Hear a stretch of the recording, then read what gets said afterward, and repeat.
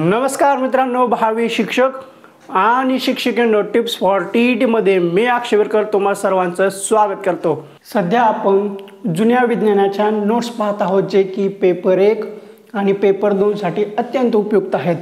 Paper 1 मध्ये 6 ते 7 mark आपल्याला विज्ञानावर असतात आणि ते 6 ते 7 मार्क हे आपल्याला याच नोट्सच्या आधारे किंवा जुन्या विज्ञानाच्या पुस्तकाच्या आधारे मिळून जातात आणि पेपर 2 ला हे 10 ते 12 मार्क्स हे जुन्या विज्ञानावर मिळून जातात।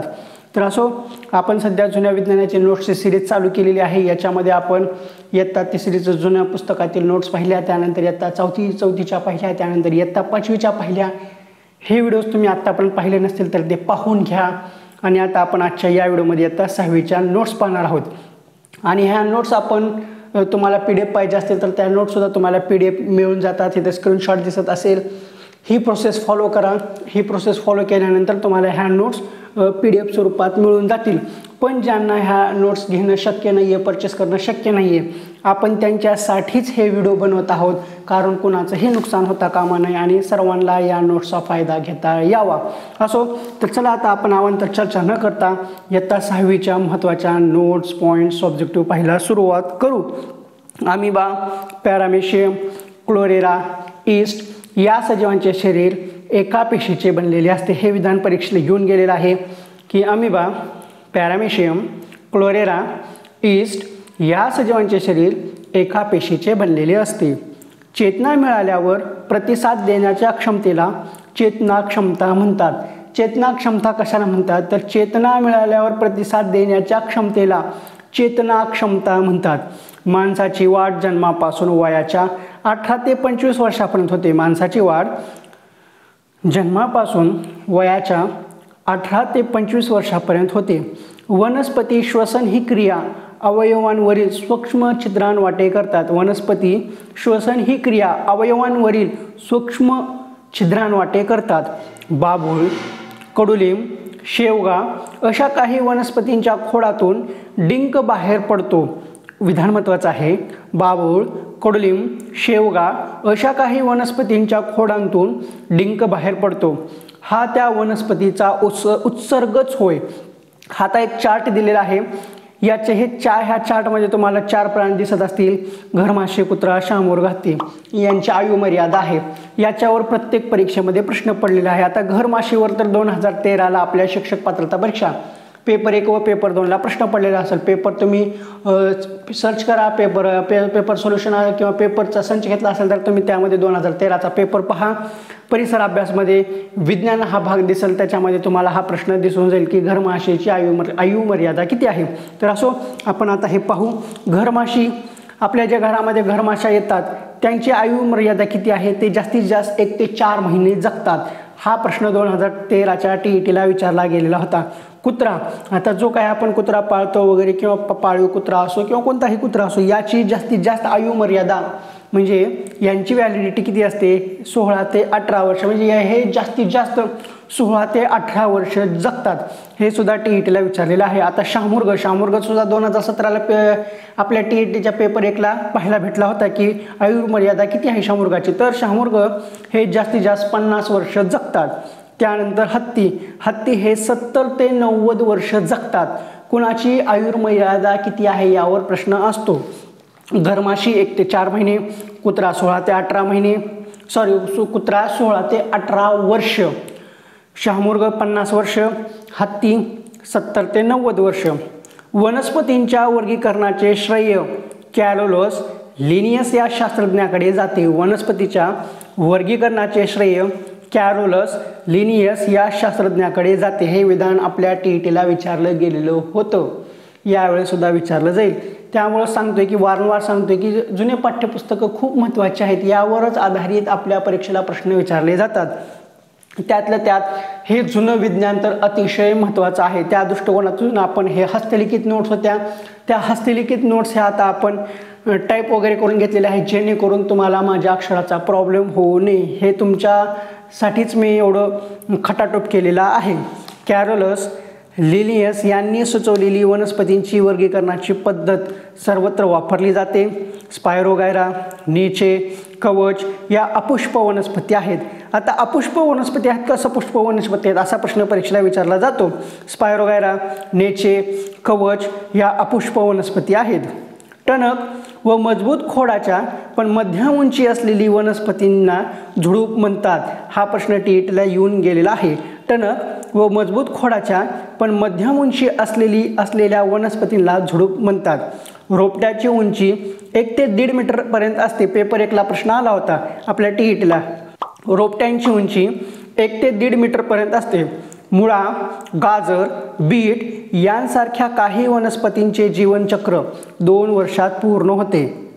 मुळा, गाजर, बीट यांसारख्या वनस्पतींचे चक्र हे 2 वर्षात पूर्ण होते, म्हणजे जीवनचक्र 2 वर्षात पूर्ण होते.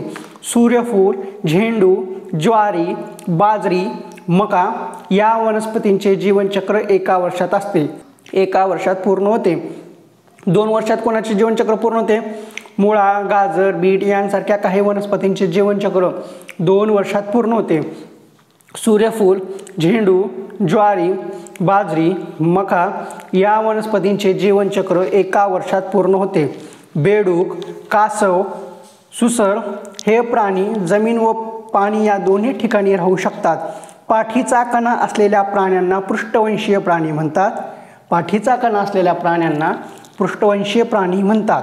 मासा, बेडूक, पाल, साप, सरडा, चिमणी, कावळा, ससा, माकड, हत्ती हे पृष्ठवंशीय प्राणी आहेत. मासा, बेडूक, पाल, साप, सरडा, चिमणी, कावळा, ससा, माकड हे पृष्ठवंशीय प्राणी आहेत. अमिबा, कृमी, गांडूळ, गोगलगाय, खेकडा, झुरळ, फुलपाखरे अशा काही प्राण्यात पाठीचा कणा नसतो. पाठीचा कणा कोणाला नसतो? अमिबा, कृमी, गांडूळ, गोगलगाय, खेकडा, झुरळ, फुलपाखरे अशा काही प्राण्यांत पाठीचा कणा नसतो. पृष्ठवंशीय प्राण्यांच्या शरीरावर संरक्षणासाठी खवले, केस, पिसे यांचे आणखीन एक आच्छादन असते. पृष्ठवंशीय प्राण्यांच्या शरीरावर संरक्षणासाठी खवले, केस किंवा पिसे यांचे एक आच्छादन असते. खवल्यांना शल्क असेही म्हणतात. खवल्यांना शल्क असेही म्हणतात. बाळांना किंवा पिलांना जन्म देणारे म्हणजे जरायुज होय. टीईटीला विचारलं गेलेलं आहे. जरायुज कशाला म्हणतात? तर बाळांना किंवा पिलांना जन्म देणारे म्हणजे जरायुज होय. वड, उंबर या सपुष्प वनस्पती आहेत. वड, उंबर या सपुष्प वनस्पती आहेत. बीजामध्ये आदिमूळ आणि अंकुर हे भाग असतात. बीजामध्ये आदिमूळ आणि अंकुर हे भाग असतात. मुळाच्या टोकाच्या भागावर केसासारखे धागे असतात. मुळाच्या टोकाच्या भागावर केसासारखे धागे असतात. याला मूलरोम असे म्हणतात. मुळाच्या टोकाच्या भागावर केसासारखे धागे असतात. याला मूलरोम असे म्हणतात. मुळाच्या टोकाचा भाग नाजूक असतो. त्याला इजा होऊ नये म्हणून टोपी असते. त्याला मूलटोपी असे म्हणतात. कोलकाता येथील इंडियन बोटॅनिकल गार्डनमध्ये सुमारे 250 वर्षाचे वडाचे झाड आहे. याला हजारो पारंब्या आहेत. ज्या ठिकाणी खोडावर पेरे असतात येथे पान फुटतात. आता तुम्हाला चांगल्या पद्धतीने समजण्यासाठी इथं तुम्हाला चित्रसुद्धा दिलेलं आहे इथं, आणि त्याचं नावंसुद्धा दिलेले आहेत की पेरे कुठं असतात, पर्णपत्रे कुठं असतं, पर्णधारा कुठं असतं, शीर कुठं आहे, उपकर्ण कुठं आहे, सगळं डिटेलमध्ये दिलेलं आहे. म्हणजे प्रॅक्टिकल नॉलेजसुद्धा तुम्हाला इथं भेटावं. उगा असं पाठ करून उपयोग नाही. तर चित्रासकट मी तुम्हाला दिलेलं आहे. एकदम व्यवस्थित समजेल. एकाच ह्याच्यामध्ये तुम्हाला लक्षात येऊन जाईल. ज्या ठिकाणी खोडांवर पेरे असतात तेथे पान फुटतात. खोडाच्या 2 पेरातील अंतरांना कांडे म्हणतात. खोडाच्या 2 पेरातील अंतरांना कांडे म्हणतात. पानाच्या पसरट भागाला पर्णपत्र म्हणतात. पानाच्या पसरट भागाला पर्णपत्र म्हणतात. आता पर्णपत्राला इथं बाण दिलेला आहे, दिसतंय ना. पानाचा जो काही पसरट भाग आहे त्याला पर्णपत्र असे म्हणतात. पर्णपत्राच्या कडेला पर्णधारा म्हणतात. पर्णपत्राच्या कडेला पर्णधारा म्हणतात. जे काही पान आहे पूर्ण त्या पानाच्या कडेला पर्णधारा असे म्हणतात. म्हणजे जे काही आपलं पानाचा पसरट भाग आहे त्याला पर्णधारा. मग याच पानाच्या कडेला पर्णधारा असे म्हणतात. म्हणजे जे काय पर्णपत्राच्या कडेला पर्णधारा असे म्हणतात. पर्णपत्राच्या पुढच्या टोकाला प्रणाग्र म्हणतात. आता जो काही पान आहे त्या पानाचं एकदम समोरचं टोक असतं त्याला प्रणाग्र असे म्हणतात. देठाच्या खोडाशी जोडलेला भाग म्हणजे पर्णतल. आता जो काही त्या चित्रामध्ये तुम्हाला देठ दिसत असेल, या देठाच्या खोडाशी जो काही जोडलेला भाग दिसतोय ना त्याला पर्णतल असे म्हणतात. ही चित्र पाहायचं, चित्र पाहिल्यानंतर तुम्हाला लगेच लक्षात येऊन जाईल. चला पुढे. फूल ज्या ठिकाणी आता इतक्या वेळा आपण पानाचं पाहिलं, आता फुलाचं पाहू. पानाचं जसं चित्र होतं मग त्याला कुठल्या भागाला काय काय म्हणतात ते आपण सगळं चित्रासकट दिलं होतं. तसंच इथं फुलाचं सुद्धा आपण चित्रासकट दिलेलो आहे. फूल ज्या ठिकाणी देठाला येते तो भाग सामान्यतः पसरट व फुगीर असतो. फूल ज्या ठिकाणी देठाला येते तो भाग सामान्यतः पसरट व फुगीर असतो. त्याला पुष्पधारा असे म्हणतात. आता इथं दिसत असेल तुम्हाला फुलाच्या पाकळ्या आणि इतर भाग त्या पुष्पधारावर असतात. फुलाच्या पाकळ्या आणि इतर भाग त्या पुष्पधारावर असतात. निदलपुंज, दलपुंज, जायांग हे फुलाचे भाग आहेत. फुलाचे भाग कोणते? निदलपुंज, दलपुंज, जायांग. आता पर्णपत्र, पर्णधारा, मध्यशीर, शीर, उपशीर हे फुलाचे भाग आहेत का पानाचे भाग आहेत असा सुद्धा प्रश्न विचारला जाऊ शकतो. तसंच निदलपुंज, दलपुंज, जायांग हे पानाचे भाग आहेत का फुलाचे भाग आहेत असा सुद्धा प्रश्न विचारला जातो. तर निदलपुंज हे साधारणतः हिरव्या रंगाचे असते. यावर परीक्षेला प्रश्न येऊन गेलेला आहे. निदलपुंज साधारणतः हे हिरव्या रंगाचे असते. म्हणजे आता इथे तुम्हाला चित्रामध्ये निदलपुंज दिसत असते. फुलाच्या कडेला जे आपलं फुल असते त्या फुलाचं देठ असते त्याच्या कडेने आपल्याला हिरवं हिरवं पाकळ्या पाहायला भेटतात ना, ते फुलाला चिटकलेले असतात त्याला निदलपुंज असे म्हणतात. निदलपुंज हे साधारणतः हिरव्या रंगाचे असते. या हिरव्या पुंजात दलपुंज, जायांग, पुमंग हे भाग दडलेले असतात. आता इथं निदल प्रजात झालेला आहे, इथं मिस्टेक झालेली आहे. आता आपण ही काही केली तर इथं सुधारता येत नाही आहे, कारण ही फाईल थोडीशी करप्ट झालेली आहे. आपण टायपिंग केली होती, मग ते टायपिंग केल्यानंतर त्याचं करेक्शन केलं होतं. मग करेक्शन करून आणखीन फायनल करेक्शन करायचं होतं. मग फायनल करेक्शन चालू असताना कॉम्प्युटरला थोडा प्रॉब्लेम झाला आणि ती फाईल करप्ट झाली. त्यामुळे इथं थोडंसं ॲडजस्ट करून द्या. काहीशा मेजर मिस्टेक आहेत, खूप अशा मोठ्या मिस्टेक नाही आहेत. खूप अशा मोठ्या मिस्टेक नाही आहेत की सगळं अर्थच बदलेल किंवा अशानं काही नुकसान होईल, अशा काही नाही. जिथं चूक आहे, जिथं काय झालेलं आहे ते मी सांगेल. त्यासाठीच मी सगळ्यांना सांगतोय की ज्यांनी नोट्स हे परचेस केलेले आहेत त्यांनी न चुकता हे व्हिडिओज पहा, म्हणजे नोट्समध्ये काही चुका असतील तर तुम्हाला समजून जातील. चला पुढं. या हिरव्या निदलपुंजात दलपुंज, जायांग, पुमंग हे भाग दडलेले असतात. दलपुंज म्हणजे फुलाच्या पाकळ्या. दलपुंज म्हणजे फुलाच्या पाकळ्या.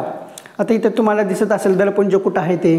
पुमंग पुकेसराचा बनलेला असतो. पुमंग पुकेसराचा बनलेला असतो. जायांग स्त्री केसराचा बनलेला असतो. पुमंग पुके पुमंग पुकेसराचा बनलेला असतो. जायांग स्त्री केसराचा बनलेला असतो.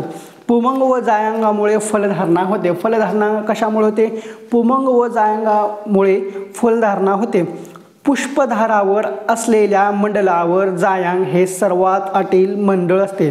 पुष्पधारावर असलेल्या मंडळावर जायांग हे सर्वात आतील मंडळ असते. निदलपुंज हे सर्वात बाहेरचे मंडळ असते. आता निदलपुंज हे सर्वात बाहेरचे मंडळ असते हा प्रश्न परीक्षेला विचारलेला होता किंवा हे ऑब्जेक्टिव्ह परीक्षेला आलेलं होतं.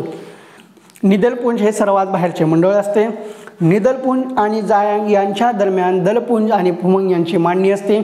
आता तुम्ही एक्झॅक्ट हे नेमकं कसं असतं हेच समजण्यासाठी तुम्हाला मी चित्र दिलेलं आहे. निदलपुंज आणि जायांग यांच्या दरम्यान दलपुंज आणि पुमंग यांची मांडणी असते. लांबी, वस्तुमान, काळ, आकारमान, क्षेत्रफळ, तापमान या राशी आहेत. MKS या पद्धतीत लांबी मीटरमध्ये, वस्तुमान किलोग्रॅममध्ये व काळ सेकंदात मोजतात. आता इथं काल झाले, काळ आहे. MKS या पद्धतीत लांबी मीटरमध्ये, वस्तुमान किलोग्रॅममध्ये व काळ सेकंदात मोजतात. हा प्रश्न TETला हे ऑब्जेक्टिव्ह TETला येऊन गेलेला आहे. MKS पद्धतीला SI पद्धत म्हणतात. ही पद्धत सर्वमान्य आहे. MKS पद्धतीला SI पद्धत म्हणतात आणि ही पद्धत सर्वमान्य आहे। CGS पद्धतीत लांबी सेंटीमीटरमध्ये, वस्तुमान ग्रॅममध्ये व काल सेकंदात मोजतात। CGS पद्धतीत लांबी सेंटीमीटरमध्ये, वस्तुमान ग्रॅममध्ये व काल सेकंदात मोजतात। FPS पद्धतीत लांबी फूटमध्ये, वस्तुमान पाऊंडमध्ये, काळ सेकंदात मोजतात। FPS पद्धतीत लांबी फूटमध्ये, वस्तुमान पाऊंडमध्ये, काळ सेकंदात मोजतात।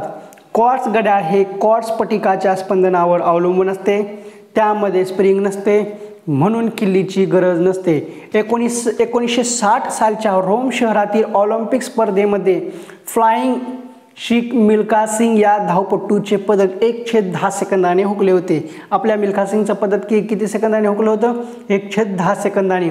तर 1984 साली लॉस एंजेलिसमध्ये झालेल्या ऑलिम्पिकमध्ये किंवा ऑलिम्पिक शर्यतीत PT उषा या भारतीय धावपटूचे पदक 1/100 सेकंदाने हुकले। एका रिंगमध्ये 480 कागद असतात। हा प्रश्न शिक्षकाभियोग्यता व बुद्धिमत्ता चाचणीसाठी 2017च्या परीक्षेला विचारला गेलेला होता।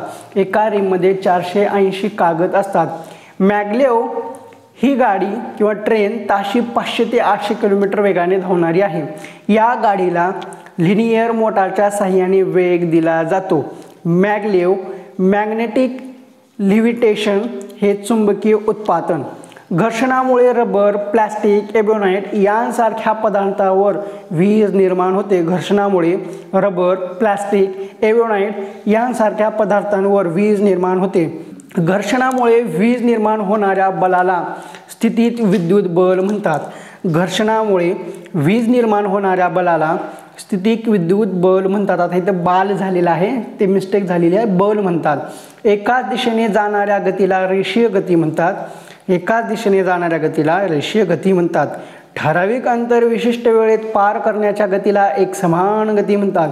ठराविक अंतर विशिष्ट वेळेत पार करण्याच्या गतीला एकसमान गती म्हणतात। आंदोलनामुळे प्राप्त होणाऱ्या गतीला आंदोलित गती म्हणतात। आंदोलनामुळे प्राप्त होणाऱ्या गतीला आंदोलित गती असे म्हणतात। पक्ष्यांच्या पंखांची ही हालचाल आंदोलित गतीचा प्रकार आहे। पक्ष्यांच्या पंखांची ही हालचाल आंदोलित गतीचा प्रकार आहे।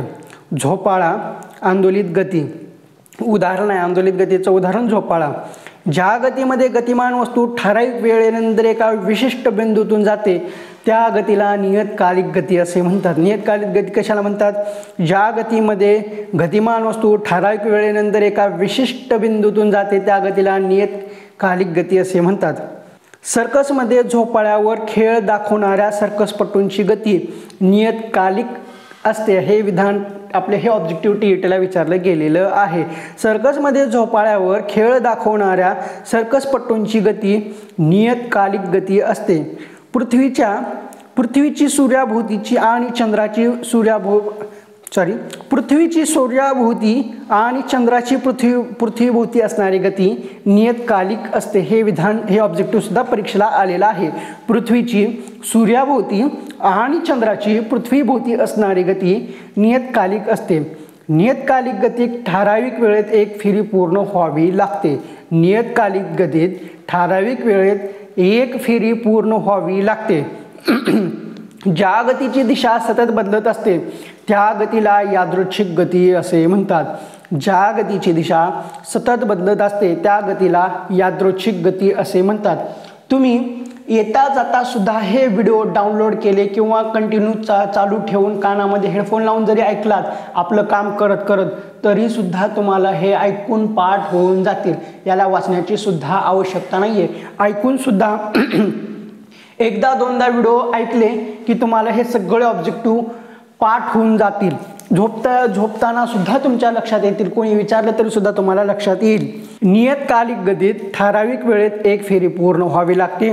ज्या गतीची दिशा सतत बदलत असते त्या गतीला यादृच्छिक गती असे म्हणतात। म्हणजे फुलपाखरू इकडून तिकडं तिकडून इकडं उडतं आणि क्रिकेटमधला चेंडू, फुटबॉलमधला फुटबॉल, हॉकीमधला बॉल, टेनिस खेळत असतो मग टेनिसमधला बॉल किंवा रॅकेट खेळत असतो ना आपण बॅडमिंटनमधलं ते हे असतं ना कॉक, ते सुद्धा यादृच्छिक गतीचं उदाहरण आहे। आता यादृच्छिक गती फुलपाखरू एका फुलावरून दुसऱ्या फुलावर जाते। उदाहरण मी आता सांगितलेलं फुटबॉलच्या खेळातील खेळाडूंची गती, रांगते बाळ, भटकते जनावरे, माळ तुटून पडणे. आता आता कुठली पण माळ घ्या, ती जर माळ तुटली तर त्याच्यातले मणी कसे पडतात, थडथड पडतात आणि इकडे तिकडे जातात, ती झाली यादृच्छिक गती. आता चाल बरोबर पार केलेले अंतर छेद अंतर पार करणे बरोबर लागलेला वेळ किंवा चाल बरोबर पार केलेले अंतर किंवा अंतर पार करण्यासाठी लागलेला वेळ छेद हे चालाचं सूत्र आहे. बल, टेकू आणि भार यांच्या स्थानावरून तर्फेचे 3 प्रकार पडतात. तर्फेचे किती प्रकार पडतात? 3 प्रकार पडतात तर्फेचे. शेतकऱ्याने वापरलेली तरफ पहिल्या प्रकारात मोडते. शेतकऱ्याने वापरलेली तरफ पहिल्या प्रकारात मोडते. तराजू हे सुद्धा पहिल्या प्रकारात मोडतात. तर्फेचे पहिल्या प्रकारात टेकूमध्ये असतो, त्याच्या एका टोकाला बल असते आणि दुसऱ्या टोकाला भार असतो. तर्फेच्या पहिल्या प्रकारात टेकूमध्ये असतो, त्याच्या एका टोकाला बल असते आणि दुसऱ्या टोकाला भार असतो. आता ह्या तर्फेहून आपल्याला लक्षात आलं की जे काही नवीन 6वीचं विज्ञान आहे याच्या सुद्धा आपण नोट्स काढलेले आहेत. याची सुद्धा मी तुम्हाला PDF अवेलेबल करून देईल आणि याचे सुद्धा व्हिडिओज तुम्हाला देईल. आता जे काही नवीन 6वीचं विज्ञान आहे त्याच्या ज्या काही आपण नोट्स काढलेल्या आहेत त्याच्यामध्ये तर्फेचे सुद्धा उदाहरण आहेत.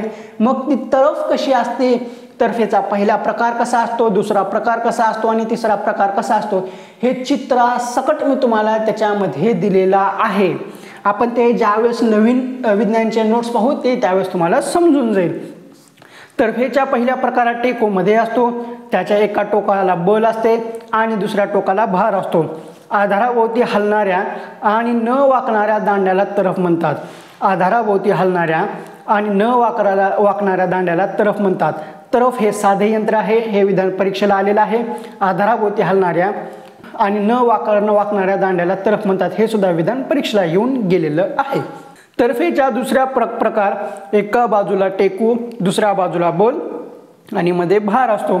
बागेतील कचरा वाहून नेण्यासाठी वापरायची ढक्कल गाडी व ओपनर ही दुसऱ्या प्रकारच्या तर्फेचे उदाहरण आहे. हा प्रश्न TET पेपर 2ला पडलेला आहे. आता बऱ्याच जणांना प्रश्न पडतो की ह्या नोट्स TET पेपरला 2ला यूज होतील का नाही, TET 2ला वापरायला येतील का नाही. तर सरळ सरळ तुमच्या समोर उदाहरण आहे, TET पेपर 2 मध्ये पडलेलं आहे. पेपर 2चे प्रश्न तुम्ही चेक करून पहा, त्याच्यामध्ये तुम्हाला हे मिळून जाईल. बागेतील कचरा वाहून नेण्यासाठी वापरायची ढक्कल गाडी व ओपनर ही दुसऱ्या प्रकारच्या तर्फेचे उदाहरण आहेत. एका बाजूला टेकू, मध्ये बल आणि दुसऱ्या बाजूला भार हा तर्फेचा तिसरा प्रकार आहे. आता पहिला, दुसरा, तिसरा प्रकार हा कसा आहे हे चित्रासोबत आपण नवीन 6वीच्या विज्ञानामध्ये आणखीन जास्त उदाहरणासह पाहणार आहोत. जास्त काळजी करू नका. जेव्हा आपण हाताने वस्तू उचलतो तो तर्फेच्या तिसऱ्या प्रकारात मोडतो, हे विधान सुद्धा परीक्षेला आलेलं आहे. जेव्हा आपण हाताने वस्तू उचलतो तो तर्फेच्या तिसऱ्या प्रकारात मोडतो. तळ्याकाठी गळ टाकून मासे पकडतात, त्यातील गळ हे तिसऱ्या प्रकारचे उदाहरण आहेत. मी उदाहरणावर जास्त फोकस करतोय कारण उदाहरण परीक्षेला विचारले गेलेले आहेत. गोलाकार जिना एकदम खडा असतो त्यामुळे गुरुत्वीय बल अधिक असते, म्हणून गोलाकार जिना चढताना त्रास होता. तर कधीही आपल्याला गोलाकार जिना चढताना त्रास होत असेल तर त्याच्या मागचं कारण हे आहे, कारण तो जिना एकदम खडा असतो आणि त्यामुळे गुरुत्वीय बल हे अधिक असते, म्हणून गोलाकार जिना चढताना आपले पाय जास्त दुखतात किंवा त्याला त्रास होतो. स्वयंपाकातील चिमटा हा तर्फेचा पहिला प्रकार आहे. स्वयंपाकातील चिमटा हा तर्फेचा पहिला प्रकार आहे. नाव वळवताना टेकू पाण्यात वळल्याच्या टोकाशी असते. सायकल, पंखे अशा यंत्रांमध्ये बॉल बेरिंग वापर केला जातो. गतिज ऊर्जेचा वापर डायनामोमध्ये विद्युत निर्मिती होते. महाराष्ट्रातील कोयना धरणावर वीज निर्मितीचा मोठा प्रकल्प जलविद्युत आहे. कोयना नगर, पाटण तालुका, सातारा जिल्हा. जाट्रोफा, करंज अशा वनस्पतीपासून इंधन तेल मिळवण्याचा प्रयत्न सध्या सुरू आहे. हे विधान परीक्षेला आलेलं आहे, लक्षात घ्या. 2021ला विधान विचारलं गेलेलं होतं, इथं आपण मेन्शन केलेलं नाहीये, तरी सुद्धा 2021च्या पेपरमध्ये तुम्हाला मिळून जाईल. जाट्रोफा, करंज अशा वनस्पतींपासून इंधन तेल मिळवण्याचा प्रयत्न सध्या सुरू आहे. सौर घटाचा वापर करून अवकाशातील मानवनिर्मित उपग्रहांना विद्युत पुरवठा होतो. सौर घटाचा वापर करून अवकाशातील मानवनिर्मित उपग्रहांना विद्युत पुरवठा होतो. 2013चा पेपर पहा, त्याच्यामध्ये तुम्हाला हे ऑब्जेक्टिव्ह दिसून येईल की सौर घटाचा वापर करून अवकाशातील मानवनिर्मित उपग्रहांना विद्युत पुरवठा होतो. सौर ऊर्जा वारा, वाहते पाणी, समुद्राच्या लाटा ऊर्जेचे अपारंपरिक स्रोत आहेत. सौर ऊर्जा, वारा, वाहते पाणी, समुद्राच्या लाटा ऊर्जेचे अपारंपरिक स्रोत आहेत. कणसातील दाणे वेगळे करण्यासाठी त्याची मळणी केली जाते. कणसातील दाणे वेगळे करण्यासाठी त्याची मळणी केली जाते. मातीचे कण तळाशी जाऊन बसण्याच्या क्रियेला निक्षेपण म्हणतात. मातीचे कण तळाशी जाऊन बसण्याच्या क्रियेला निक्षेपण म्हणतात. काही स्नायूंना उष्णता मिळाली की त्यांचे रूपांतर द्रवात न होता एकदम वायूमध्ये होते, त्याला संप्लवन असे म्हणतात. हे विधान TETला येऊन गेलेलं आहे. काही स्नायूंना उष्णता मिळाली की त्याचे रूपांतर द्रवात न होता एकदम वायूमध्ये होते, याला संप्लवन असे म्हणतात. आयोडीन, नवसागर, कापूर, डांबरासारख्या गोळ्या हे संप्लवनशील पदार्थ आहेत. आयोडीन, नवसागर, कापूर, डांबरासारख्या गोळ्या हे संप्लवनशील पदार्थ आहेत. लोखंड, कोबाल्ट, निकेल हे धातू चुंबकीय आहेत. आता सत्यासत्य योग्य अयोग्यमध्ये हे विधान आपल्या TETला विचारलं गेलेलं आहे. लोखंड, कोबाल्ट, निकेल हे धातू चुंबकीय आहेत. पेट्रोल हलके असल्यामुळे पाण्यावर तरंगते. पेट्रोल हलके असल्यामुळे पाण्यावर तरंगते. सत्यासत्य योग्य अयोग्यमध्ये हे विधान आलेलं आहे. कानशिलाजवळ आणि घशाजवळ असलेले वेगवेगळ्या ग्रंथीमध्ये लाळ तयार होते. कानशिलाजवळ आणि घशाजवळ असलेल्या वेगवेगळ्या ग्रंथीमध्ये लाळ तयार होते. लाळ कुठे तयार होते तर कानशिलाजवळ आणि घशाजवळ असलेल्या वेगवेगळ्या ग्रंथीमध्ये लाळ तयार होते. लाळेमध्ये टायलिन नावाचा पाचकरस असतो. हे ऑब्जेक्टिव्ह परीक्षेला विचारलं गेलेलं आहे. लाळेमध्ये टायलिन नावाचा पाचकरस असतो. टायलिन या पाचकरसामुळे पिष्टमय पदार्थाचा ग्लुकोजमध्ये म्हणजे साखरेत रूपांतर होते. टायलिन या पाचकरसामुळे पिष्टमय पदार्थाच्या ग्लुकोजमध्ये म्हणजे साखरेत रूपांतर होते. जठरानंतरचा रबरी नळीसारखा तिसरा अन्ननलिकेचा भाग म्हणजे आतडे होय. जठरानंतरचा रबरी नळीसारखा तिसरा अन्ननलिकेचा भाग म्हणजे आतडे होय.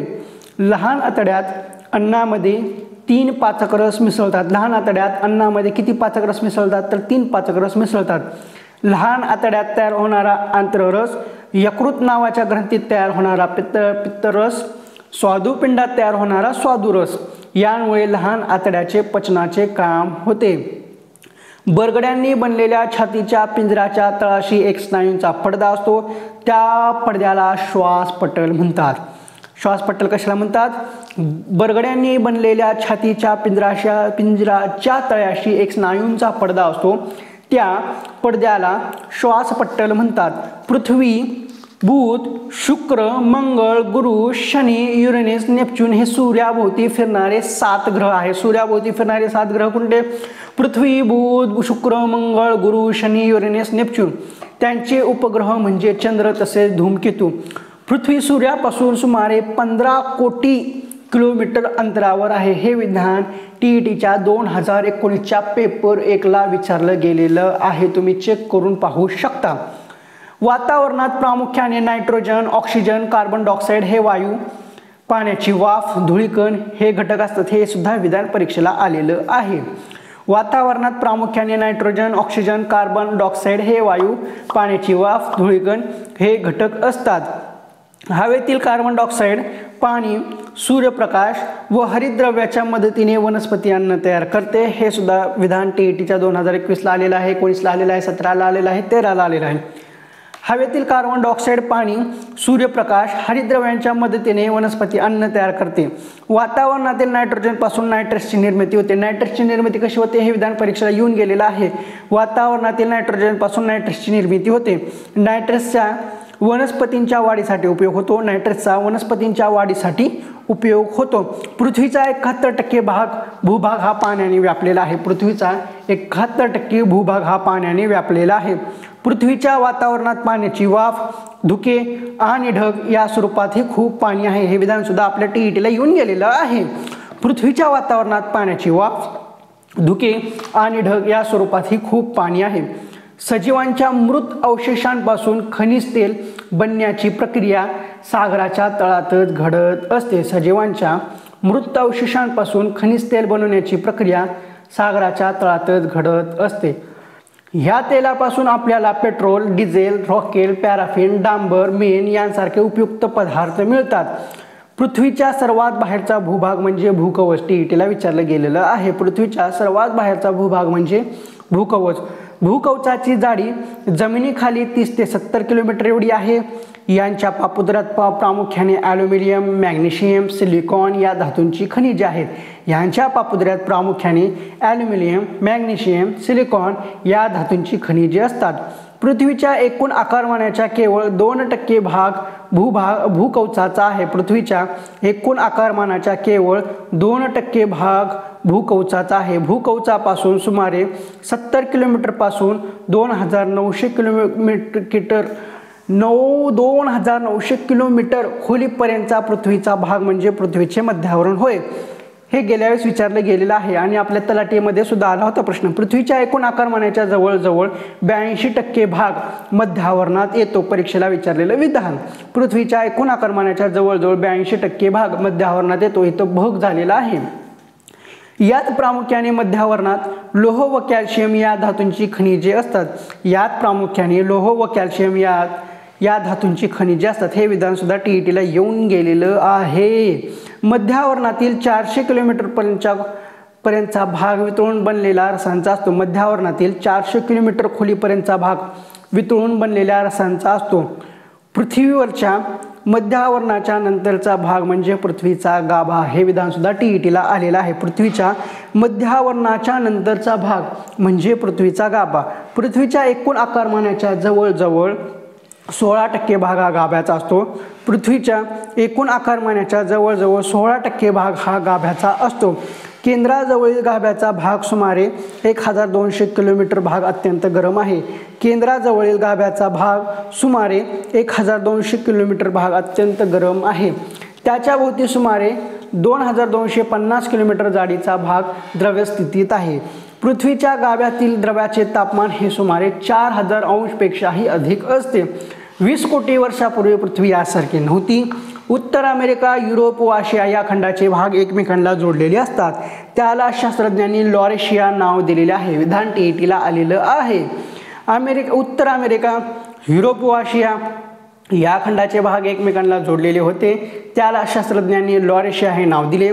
दक्षिण अमेरिका, आफ्रिका, भारतीय उपखंड, ऑस्ट्रेलिया व अंटार्क्टिका खंड मिळून एक मोठे खंड दक्षिणेस होते. त्याला गोंडवन हे नाव दिले. विधान परीक्षेला आलेलं आहे. दक्षिण अमेरिका, आफ्रिका, भारतीय उपखंड, ऑस्ट्रेलिया, अंटार्क्टिका मिळून एक मोठे खंड दक्षिणेस होते. त्याला गोंडवन हे नाव दिले. भोपाळ दुर्घटनेत 4000 माणसे मरण पावली, 1000 लोक पंगू झाली. ही दुर्घटना 6 डिसेंबर 1984 झाली. मध्य प्रदेश येथील भोपाळमध्ये युनियन कार्बाइड लिमिटेड या कंपनीच्या 610 नंबरच्या जमिनीखालील टँकरमधून अत्यंत विषारी असा पेस्टिसाइड मिथाइल इसोसायनाइट MIC या वायूच्या 40 टन गळतीमुळे घडला. हे विधान तलाठीला विचारलं होतं. टेटलाही आलेलं आहे, टीईटीलाही आलेलं आहे आणि इतर परीक्षेला सुद्धा विचारलं गेलेलं आहे. 20,000 मृत्युमुखी, 50,000 जखमी. 16 सप्टेंबर हा दिवस जगभर ओझोन संरक्षण दिन म्हणून मानला जातो. 16 सप्टेंबर हा दिवस जगभर ओझोन संरक्षण दिन म्हणून पाळला जातो किंवा मानला जातो. टीईटीला आलेला आहे.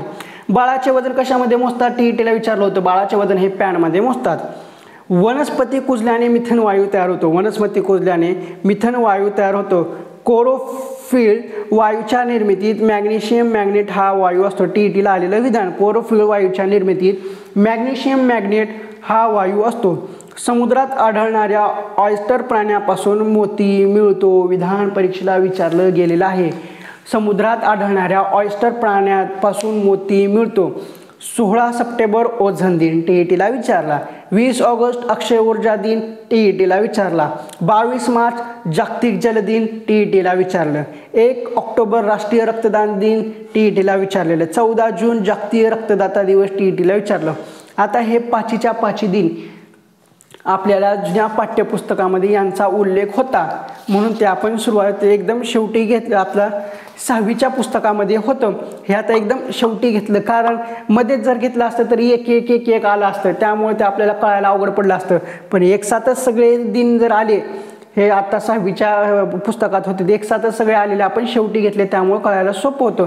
16 सप्टेंबर ओझोन दिन, 20 ऑगस्ट अक्षय ऊर्जा दिन, 22 मार्च जागतिक जल दिन, 1 ऑक्टोबर राष्ट्रीय रक्तदान दिन, 14 जून जागतिक रक्तदाता दिवस। तर अशा पद्धतीने इयत्ता 6वीच्या ह्या नोट्स आपल्या संपलेल्या आहेत। पुढल्या व्हिडिओमध्ये आपण इयत्ता 7वीच्या नोट्स पाहणार आहोत आणि इयत्ता 7वीच्या नोट्स ह्या 2 पार्टमध्ये असणार आहेत, एका पार्टमध्ये घेणार नाहीत, कारण एका पार्टमध्ये घेतलं तर व्हिडिओ हा 1 तासाच्या वर जाईल आणि इतक्या वेळ कॉन्सन्ट्रेशन करणं शक्य नसतं। म्हणून इयत्ता 7वीचा व्हिडिओ हा आपण 2 पार्टमध्ये करणार आहोत, कारण त्याच्यामध्ये काहीसा किचकट भाग आहे, परत स्कॉलरशिपचा सुद्धा भाग आहे, त्यामुळं आपण ते 2 भागामध्ये पाहू। त्यानंतर आहे इयत्ता 8वी जुनं विज्ञान, याच्यामधलं आपण इयत्ता 8वी हे 3 भागामध्ये पाहणार आहोत, कारण एका व्हिडिओमध्ये कव्हर केला तर तो व्हिडिओ जवळजवळ 1.5 ते 2 तासाचा होण्याची शक्यता आहे, त्यामुळे आपण तो एका ह्याच्यामध्ये कव्हर करणार नाही आहे, 3 भागामध्ये पाहू। म्हणजे 30-30 मिनिटाचे 3 व्हिडिओ, म्हणजे 90 मिनिटामध्ये तुम्हाला इयत्ता 8वी एकदम क्लिअर कट टू कट, त्याच्यामध्ये खूप सूत्र आहेत, गणित आहेत, पुन्हा कार्बन डायऑक्साईडचं आहे, हे ते केल्यानंतर काय होतं, ते केल्यानंतर काय होतं, असे खूप वेगळे आहेत। म्हणजे आता ते कसं आहे, बहुतेक सर्व धातू व विद्युत उष्णतेशी वाहक असतात, तसा आता धातू ऑक्सिजनशी संयोग पावतात तेव्हा त्यांची ऑक्साईड तयार होतात। मग याचं सूत्र काय आहे, 2Mg म्हणजे मॅग्नेशियम अधिक ऑक्सिजन, त्यानंतर मॅग्नेशियम ऑक्साईड तयार होतात। असले खूप जरा समीकरण आहेत, थोडेसे किचकट आहेत, त्यामुळे आपण इयत्ता 8वी हे 3 टप्प्यामध्ये पाहणार आहोत। तर ठीक आहे, आजच्या या व्हिडिओमध्ये एवढंच ठीक आहे। इयत्ता 6वीच्या नोट्स तुम्हाला कशा वाटल्या आणि ह्या नोट्सचं प्रेझेंटेशन कसं केलेलं आहे ते सुद्धा सांगा। आपण ज्या काही नोट्स टाईप केलेल्या आहेत, टायपिंगचा फॉर्मॅट तुम्हाला कसा वाटला, मग याच्यावरती हेडलाईन वगैरे कशी दिली आहे, खाली आपल्याला नोट्स बाय अक्षय विरकर दिलेला आहे, खाली मोबाईल नंबरसुद्धा दिलेला आहे, टिप्स फॉर टीट हे यूट्यूब चॅनलचा लोगो आहे, पुन्हा टेलिग्राम चॅनलचं सुद्धा आहे, पेज नंबर सहित सुद्धा दिलेला आहे, एकदम परफेक्ट नोट्स तयार केलेल्या आहेत। त्या तुम्हाला कशा वाटल्या त्या कमेंट बॉक्समध्ये नक्की सांगा। व्हिडिओ आवडला असेल तर व्हिडिओला लाईक करा, व्हिडिओ पाहून तुमचा काही फायदा होत आहे असं वाटत असेल तर आणि तरच व्हिडिओला लाईक करा आणि तुमच्या मित्रमैत्रिणीला हा व्हिडिओ नक्की शेअर करा। पुन्हा भेटू पुढल्या व्हिडिओमध्ये इयत्ता 7वीच्या महत्त्वाच्या नोट्स, पॉईंट्स, ऑब्जेक्टिव्ह घेऊन। आणि आता ह्या व्हिडिओच्या शेवटी तुम्हाला ह्या नोट्स कशा परचेस करायचं ह्याची एक स्क्रीनशॉट दिसेल, तो स्क्रीनशॉट पाहून तुम्ही हे नोट्स परचेस करू शकता।